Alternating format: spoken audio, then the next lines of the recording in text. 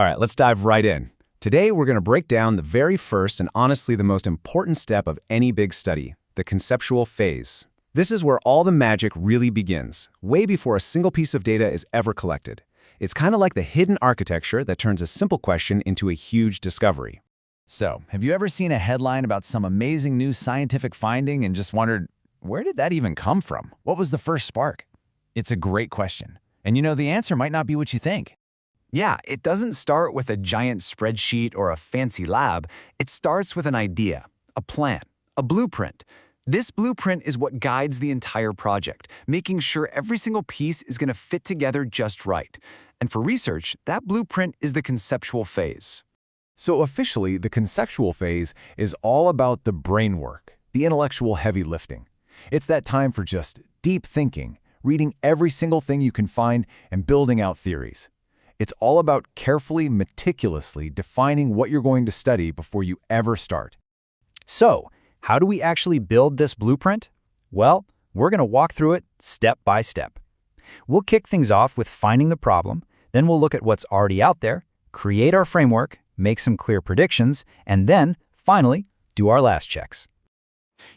Every great building has to have a solid foundation, right? Well, in research, that foundation is the research problem. It is the absolute core question that the whole study is designed to answer. So what exactly is a research problem?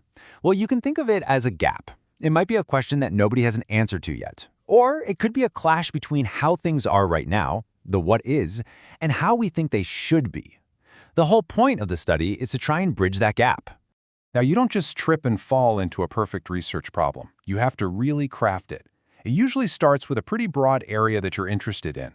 But the key, and this is so important, is to narrow it down and then narrow it down some more, refining it until you have one sharp, focused, single-sentence statement that's both important and actually doable. If you get this wrong, the entire project will be confusing no matter how well you do everything else. Okay, so once you've got your foundation, you don't just start building. No way. A smart architect is going to survey the whole landscape first, right? They'll study the buildings nearby, check the city plans. In research, we call this the literature review. The literature review is absolutely crucial. It's how you get totally up to speed on everything that people already know about your topic. This is how you find those little gaps in our knowledge that your study can then fill. It stops you from wasting your time reinventing the wheel, and honestly, you can even learn from what other people did, the good and the bad, to design your own study even better. And this is exactly why digging into what's already been done is so important. It makes sure that your contribution is new, that it's original, and that it's building on the knowledge that others have already established. You become part of this huge, ongoing scientific conversation. All right, we've surveyed the landscape. Now it's finally time to draw the actual plans. This is the framework, the real schematic of our research blueprint that shows how every little piece connects together. I just love this quote from our source material because it nails the idea perfectly.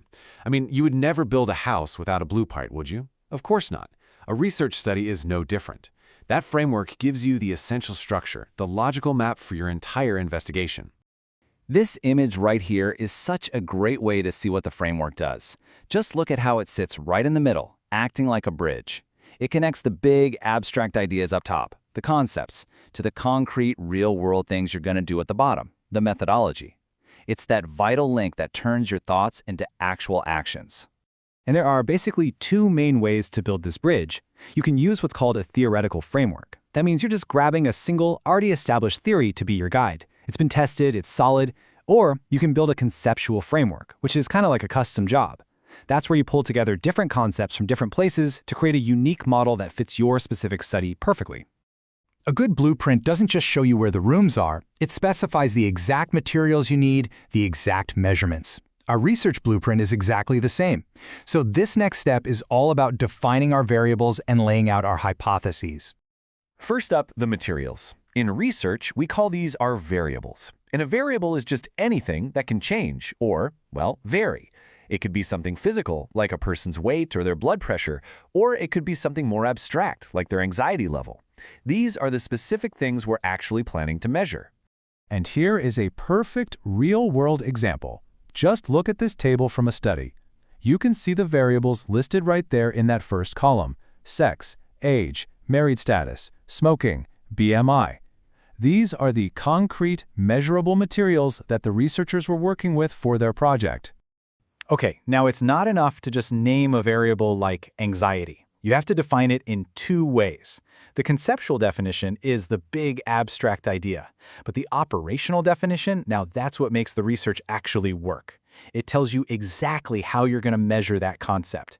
So not just anxiety, but a score of 20 or higher on the Beck Anxiety Inventory. See the difference? It's precise, it's concrete, and it's repeatable.